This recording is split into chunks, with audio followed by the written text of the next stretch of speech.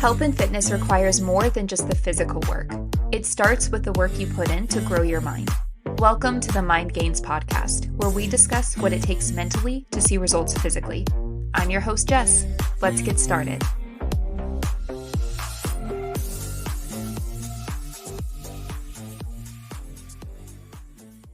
Hello, and welcome to the Mind Gains podcast. I am so excited to be filming this first official episode.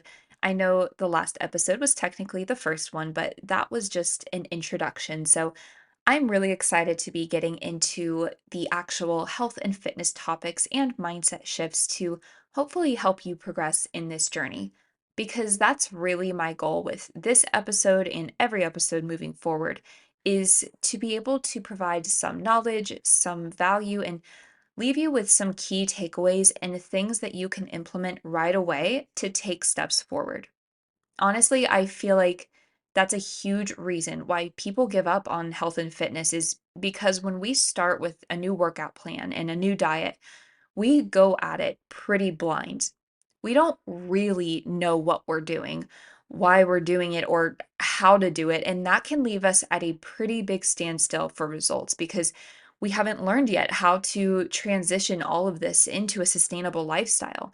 There is nothing easy about changing your lifestyle. And if you don't have the knowledge behind what you're doing and why it works, or have the mindset shifts that are required to keep up with it, it's really only a matter of time before you're second guessing whether any of this is worth it. So, I believe it's really very important to learn these things and have practical ways to apply them. And I'm really just excited to share what I've learned with you all. So, with that being said, let's get into today's topic. There is a huge mental hurdle that I would say every single one of us probably has already faced or at least will face at some point or another. There is a giant elephant in the room that I personally don't think is talked about enough, or at least talked about in a way that helps people overcome it. This is something that I've spoken with several clients about in just the past week alone, and that is the all or nothing mindset. If you don't know what this is, it's exactly what it sounds like. If you have developed the all or nothing mindset, you fall into one of two categories. You're either all in on something, in this case, exercise, nutrition, or you're all out. You either go ham and strive for perfection in your workouts and diet and all of your protocols, or you're saying, screw it, it doesn't matter anyways. I've already messed up. I'll just start again on Monday, next month, next year, fill in the blank. You're either getting to the gym every single day of the week and making all of your meals from home, or you're in some sort of fast food drive-through line every night because you just can't seem to get a handle on this lifestyle. The reason you can't get a handle on it is because being all in is no way to live. And the reason you're not still currently doing all the things to better yourself and your health is because what you were doing to begin with wasn't feasible at all. This mindset, this being all in until you just can't take it anymore and then being all out, it doesn't get you anywhere. It doesn't work. It doesn't produce results, and it's not a sustainable way to approach your journey. And unfortunately, like I said, most of us will experience this at some point or another. The reason this concept doesn't work long term is because whether you're in the all or you're in the nothing, you're living in an extreme. You're seeing things in terms of black and white. And I think we can all agree that it's pretty darn clear when we fall into the nothing side. I mean, if we're doing nothing, we're doing nothing. But it can be a lot harder, I think, to recognize when we're verging into the all side and doing too much. And before you get all gung ho about starting your health and fitness journey or trying a new workout plan or a new diet, slow down for a sec. Let's talk about it because I've noticed that what happens a lot of the time is we get a spark of motivation to get healthy and get into shape, and that motivation causes us to go all in, which might seem fine at first. You might be thinking, what's wrong with that? But again, being all in is not sustainable. I mean, really think about it. If your new plan to get fit includes working out 7 out of 7 days a week, cutting out all sugar, cutting out all carbs, never eating a dessert again, how long do you realistically think you're going to be able to stick to that? Genuinely ask yourself this question. And if the answer is anything less than from now until forever, you're going all in and you're trying to do too much, which oftentimes leads to restriction of food, overdoing it on your exercise and movement, and ultimately you're just left burnt out and back to square one doing nothing because you couldn't keep up with the plan you had set out for yourself. Does that sound familiar to anyone? I know it does for me.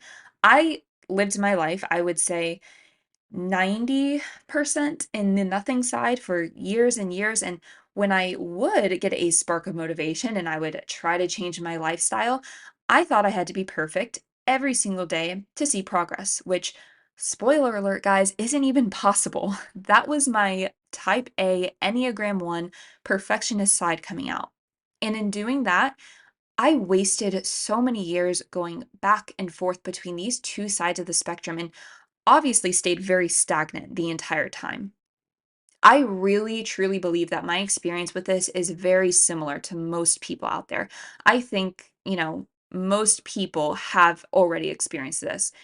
And if you're not sure whether you've been feeding this mindset, I wanted to kind of go over some examples of what this might look like in real life. So, example one, you make plans to go out to dinner with friends one night, and you know for a fact that you're not going to stick to your macros that night.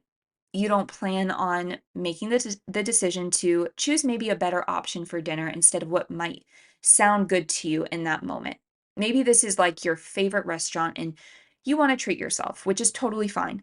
So, all that day leading up to this dinner, you decide to say, forget this. I'm already going to blow my macros tonight on dinner, so I might as well just start now. So now, instead of going a little over for dinner tonight, you've decided that the entire day is now a wash and that you are justified to way overeat the entire day. This would be the nothing side. Instead of saying, yep, I know I might go a bit over tonight with my calories, but I can still get in some whole protein forward foods the rest of the day leading up to dinner. In your mind, you said you're already planning on way overdoing it, so every other decision you could make that day doesn't matter, and you might as well just get a jump start on having zero self control. Example two, you have a vacation coming up, and your flight doesn't leave until, I don't know, Saturday evening. Now, you know that you normally get up and get a workout in on Saturday mornings, but because you have a flight at 7 p.m., you decide to skip your workout because I don't even know why. Now, yes, there are times that maybe you really don't have time to get a workout in. Maybe your flight leaves earlier in the day or you just have too much to do that day to get ready to leave for that trip. But let's be really, really critical about when we have a legitimate reason and when we're deciding to say we're just not going to do what we know needs to get done because we've already kind of checked out. Maybe you didn't have time to get your full 60-minute workout in, but could you go for 30 minutes? Could you go out and get a walk in? Could you do something to move your body that day, even if it's not to the extent that you normally would? Like, yes, there are things that are outside of our control, but instead of looking at those things and immediately thinking, oh, well, nothing I can do about that, start looking at those situations and asking yourself, what can I do in this situation? Don't just write your movement off for that entire day because you're leaving 10 hours from now for a trip. Maybe you really couldn't get to the gym that day, but could you hit your step goal? Could you hit your water goal? Could you make sure your nutrition was on point and where it needed to be? Do what you can for that day, even if it means not being perfect and doing as much as you normally would do on your Saturday. Example three, you go out to lunch with your family and you have a little bit too much to eat. You're feeling really full and you leave that lunch feeling like you've just ruined all your progress because you overate a bit. And now you feel like you have to or should restrict yourself for the rest of the day. You shouldn't have the dinner you were planning on having, and maybe you should just skip the meal altogether and go sweat out some calories on the treadmill this evening to make up for the lunch you just had. This is the all side of the equation. You're trying to do too much to balance out your intake for the day. And truthfully, doing this reaffirms a lot of people's belief that they have to earn and work for their food, which is not true. And this is so not necessary, guys. You want to know what you should do if you find yourself in this situation? After lunch, you go about the rest of your day as you normally would, as if you didn't overeat. Eat your homemade meal that night. Maybe go out on a long walk if you want to, but don't try to punish yourself because you maybe made not the best decision. It's okay. As long as you get right back to your normal routine, that lunch is not going to matter. I have personally found myself in each one of these situations, and let me tell you, neither side of this works for your progress or your results at all. Because even if you are in the all and you're out here doing the most, it's only a matter of time until you fall back into doing nothing because you can't keep up with this perfectionistic standard. And in my opinion, that is really frustrating because you did the hard work to get some results, but now you can't even hold on to the results you got and you have to kiss them goodbye. No one wants to do that. So let's talk about how to break out of this mindset because truthfully, there is a huge middle ground between these two things. And somewhere in the middle there is where you're going to find balance and sustainability so that you can stick to your plan and be able to see the long term success and results from it. So, something that I practice with myself and have recommended to my clients is the middle ground mindset.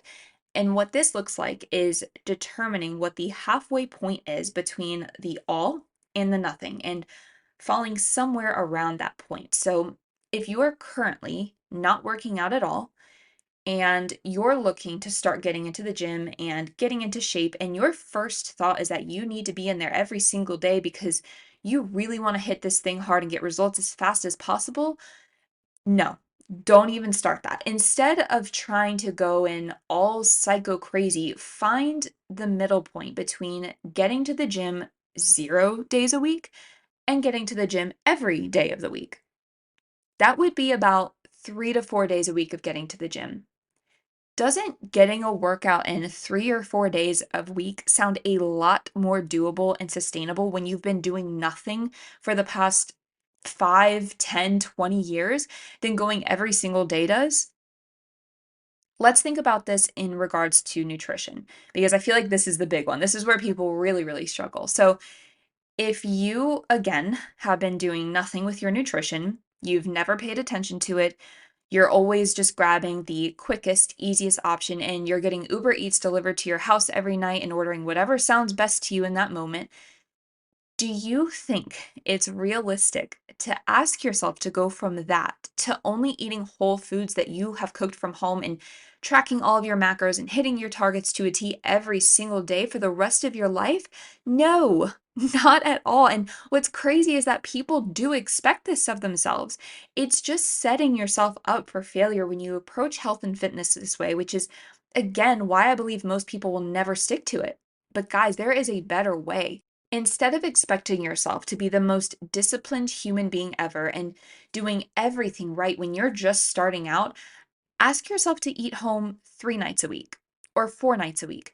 This middle ground is going to come down to what works for you personally, because for some, maybe your middle ground is cooking home 5 nights a week. And for others, it might be 2 nights a week. Ask yourself what you realistically can do and what you can stick to for the long term. And once you've accomplished that habit consistently and it's just part of your routine now, you can add on to that and work this up over time. And don't pick a number that's too easy, guys. If you were already eating home 2 nights a week and you ask yourself to just stick to 2 nights a week, what are you doing? You are not challenging yourself. You do want to hold yourself to a higher standard and give yourself a slight challenge and something to strive for and work towards, but it should be attainable as well. So, it also should be a balance between those two, and that might take a little time and a little trial and error to find, but don't be okay allowing yourself to do the absolute minimum either. I know that this middle ground mindset might be a bit difficult for some of us to accept as something that needs to be implemented. I mean, I really struggled with this for a while. Again, being a perfectionist, and while I used to spend most of my time in the nothing side when it came to all of this, I definitely am the opposite now, and I have a harder time not striving for the all every day. But the truth is that those halfway points, those halfway steps, they're worth taking. And I know it can be hard to kind of like wrap your head around that because if you're like me, if you're starting something or you're doing something, you're doing it. Like there is no 50%. You're either, again, not doing it at all, or you're gonna be give your 100% to it, which I don't think is necessarily a bad quality to have, but we do have to recognize when we're asking too much of ourselves and be okay with giving yourself some grace and being able to find that middle ground point and being okay with taking those steps. Again, they are worth taking because those are the sustainable steps that allow you to see progress in this journey. And they produce way more longer lasting results than falling into one side or another of the spectrum.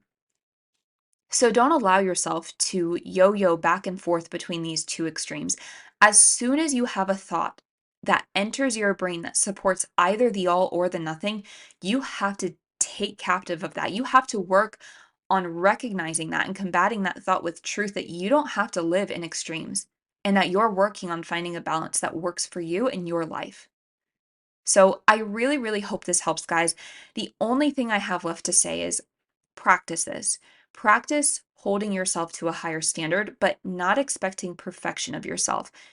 Practice meeting yourself with where you're at and giving yourself something to work on and work towards without expecting to do everything right from here on out. And just watch how much longer you're able to stick with this and obtain long term results. Thank you so, so much for listening. New episodes of the Mind Gains podcast will be available every Monday morning at 5 a.m. Eastern Time, so be sure to come back for more.